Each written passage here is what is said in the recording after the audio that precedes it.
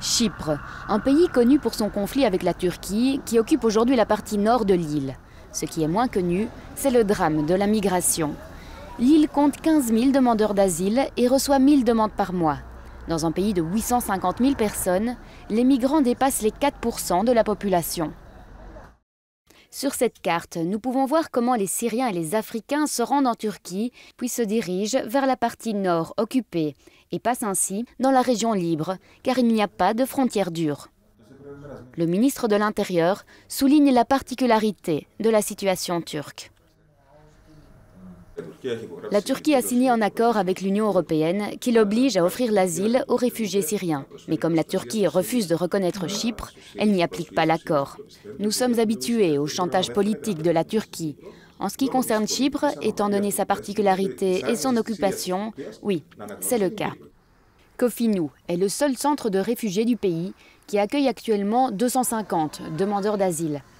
Racit est originaire de Kirkouk, en Irak. Il est allé en Turquie avec sa famille. Il a payé 5 000 € à un passeur pour voyager jusqu'au nord de Chypre. Nous n'avons pas le droit de travailler. Nous n'avons aucun permis du gouvernement pour le faire. Et où que nous allions, ils nous rejettent.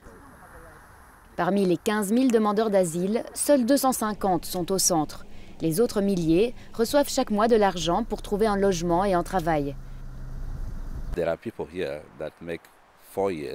Il y a des gens ici qui font 4 ans, 3 ans, 5 ans sans être appelés pour la procédure d'asile. Et c'est très dangereux de ne pas avoir d'argent, de ne pas avoir l'occasion de travailler et qu'ils ne nous appellent pas. C'est difficile pour nous.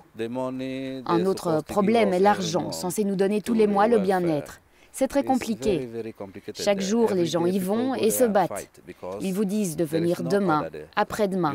Les gens ne prennent pas l'argent à temps.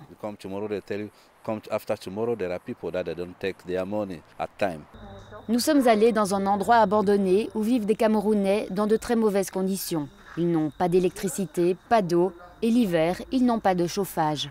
Les flux ont diminué en Méditerranée centrale et probablement en Méditerranée occidentale. Par contre, ils ont augmenté dans certains pays de la Méditerranée orientale. Et l'attitude de certains pays n'y est pas pour rien, comme en Italie. Les flux passent maintenant par la Méditerranée orientale et le profil des demandeurs d'asile a changé. Nous avons maintenant de nombreuses demandes de pays africains, comme le Cameroun, le Nigeria, ou de pays comme le Soudan, qui ne venaient jamais avant à Chypre.